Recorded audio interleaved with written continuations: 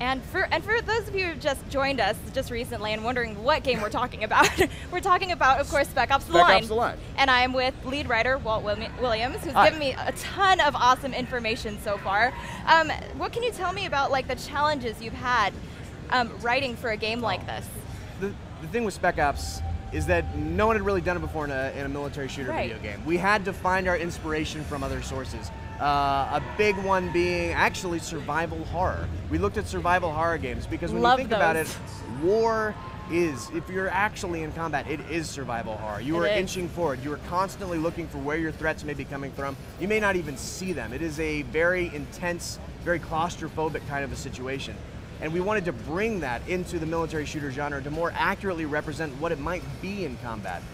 When you're trying to tell a game like this, a game that is more personal about the soldiers and the people going through it, you have to be very careful not to get exploitive. You don't want it to end up being just grindhouse, shock for shock's sake. You know, there are some very intense scenes in here. When we focus test and we do internal tests of these games, there's scenes where people have to pause the game and leave the room to compose themselves. Really? And it's all because these moments are directly tied to the plot and the actions of the character. They are there because they need to be and they logically make sense. As we would come up with ideas for these kind of scenes to really affect players, if it felt like it was there just to shock the player, we threw it out. Because when you're telling a story like this, as soon as you slip once, as soon as you say, I just want you to feel bad just because I think you should, we've lost the audience. We're no longer telling a true emotional story, and we're doing a disservice to them and a disservice to the characters in the game. That's not fair. It's not fair. Not at all. Nope. So what do you really want players to get out of a game like Spec Ops: The Line? I know you said a lot of emotion and ultimately we just want them to feel. Characters? Like, yes. I'm not, there are going to be things in Spec Ops that will possibly make you feel bad, will probably make you feel uncomfortable and wonder, why am I playing this? Why did they make me do this? And it's not that we're trying to make you feel bad. We want, everyone goes into a game with their own experiences, their own morals, their own beliefs. Right. And that's going to color the way you feel about a game, the way you feel about what you're doing.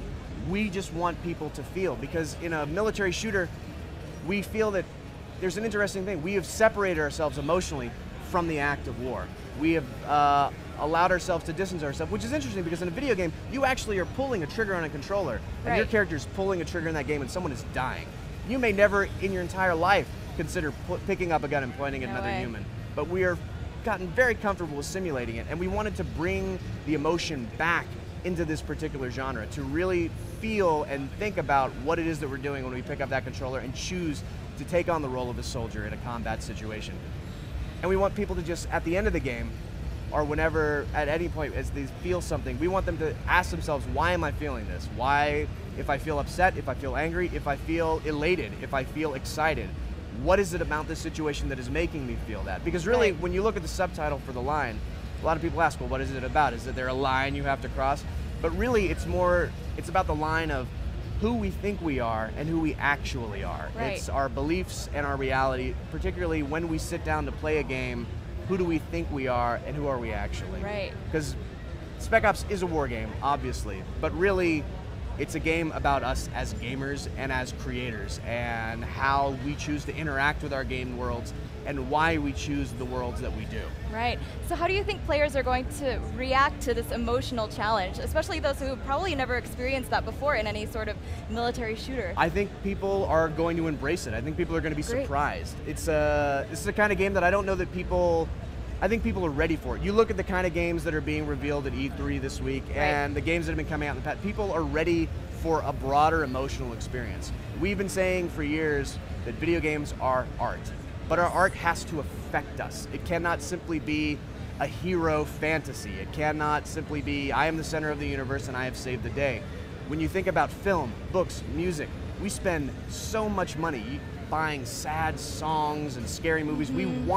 We use our art to safely explore our emotions, to feel things that we maybe would not want to feel in our day-to-day lives. Right. Video games is the only medium that is interactive, the only one that we can literally step into the shoes of someone else and experience something that we may never experience on our own day-to-day lives.